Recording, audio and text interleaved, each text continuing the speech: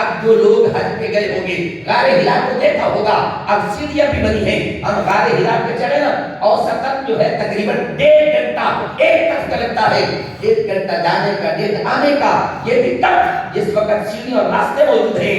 اس منظر کو دیکھیں جب آمنہ کے لال تھے، سیڑھیاں بھی نہیں تھی، راستہ بھی نہیں ہوتا تھا، اما خدیجہ الکبریٰ روٹی لے کے جاتی تو میں ان ماؤں اور بہنوں کو کہا کرتا ہوں جب تم اپنے شوہر کو روٹی دینے جاؤ نا تو یہ سمجھ لو اما خدیجہ الکبریٰ کی سنت عمل کرتی جا رہی ہے، تو قسم سے کہتا ہوں یہ میری ماں اور بہن ایک ایک قدم اٹھاتی ہے، رب کائنات ایک ایک قدم پہ اللہ اسے ثواب عطا فرماتا ہے۔ اس لیے اللہ کے کائنات نے مرد اور عورت میاں بیوی کا جو محبت کا رشتہ بنایا ہے، اگر اس کو غور سے دیکھا جائے قرآن مقدس نے جہاں بھی اس رشتے کو ذکر کیا لِتَسْكُنُوا إِلَيْهَا کے ساتھ ذکر کیا، فرمایا یہ جوڑا بنایا اس لیے ہے تاکہ تم ایک دوسرے سے سکون حاصل کرو۔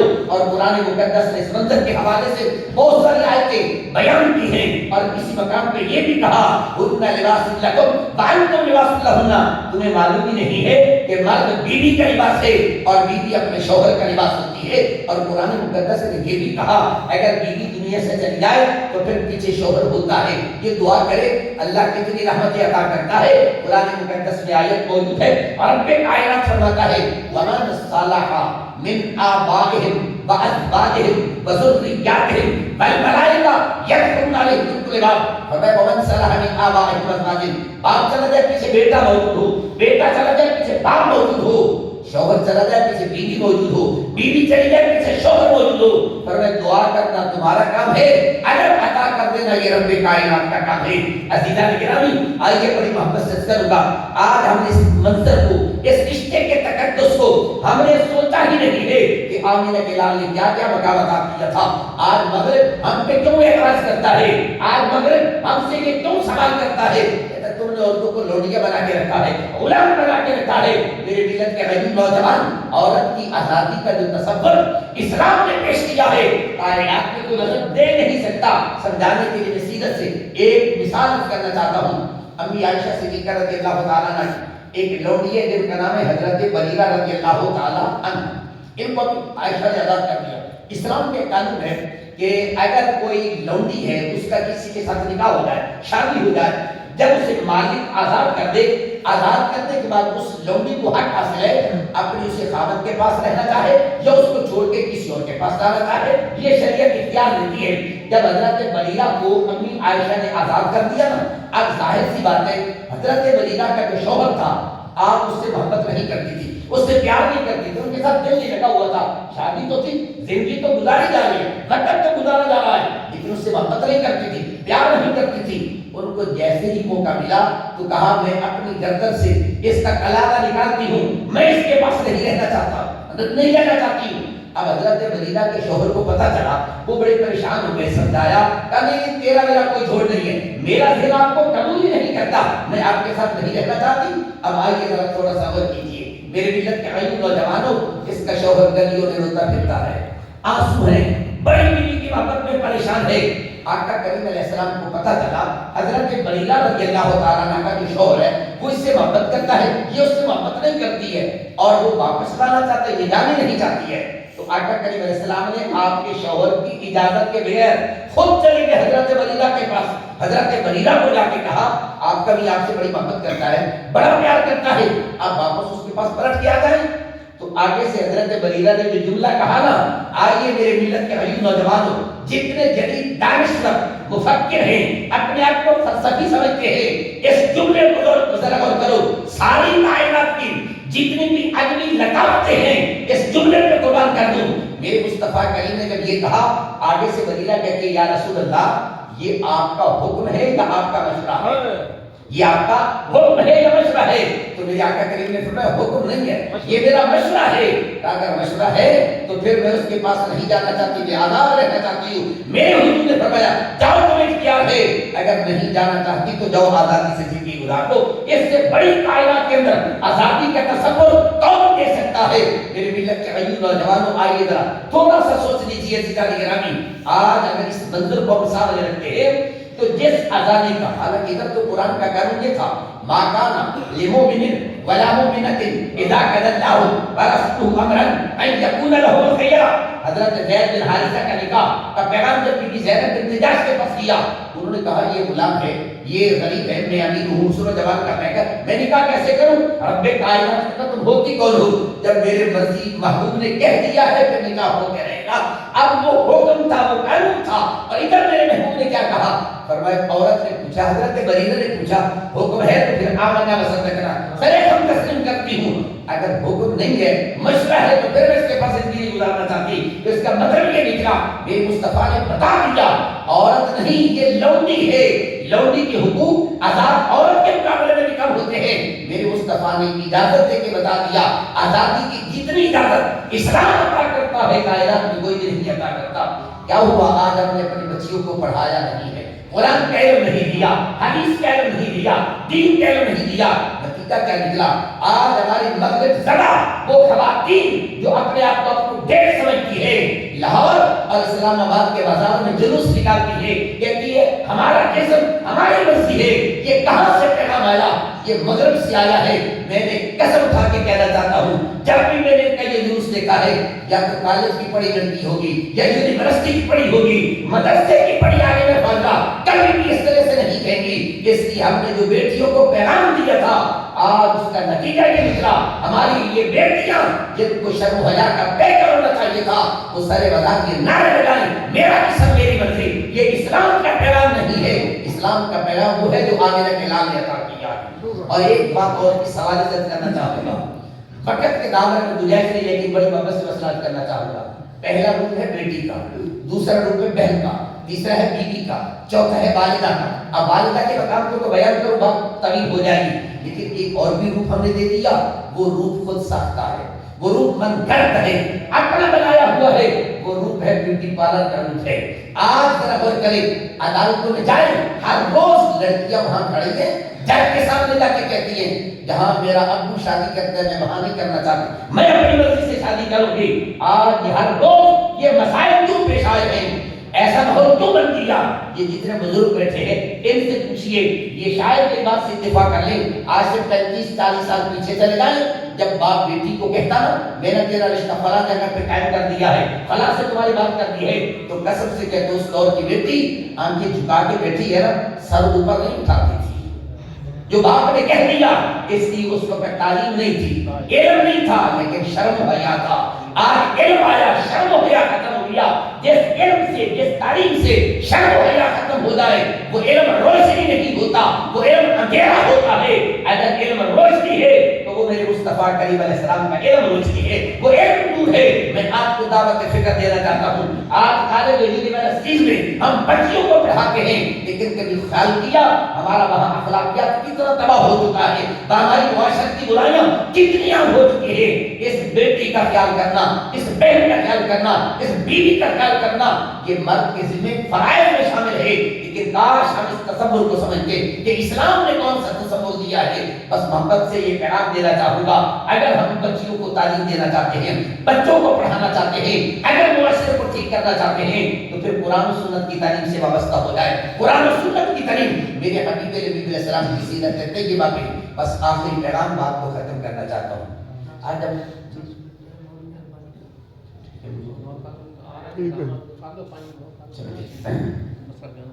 نعرہ تکبیر، نعرہ رسالت، نعرہ حیدری. آئیے سیدھا نکلیں. آج ذرا آپ نے کبھی غور کیا ہوگا، آپ نے دیکھا ہوگا ہمارے کالج یونیورسٹی میں جو بچیاں پڑھتی ہیں ان کے پاس جو فائدے ہوتی ہیں، کن کی تصویریں لکھی ہوتی ہیں. نوجوان بھی یہی کرتے ہیں. لیڈی ڈیانا کی تصویر لکھی ہوگی سامنے، ہمارا آئیڈیل لیڈی ڈیانا ہے، ہمارا آئیڈیل لکھا ہے.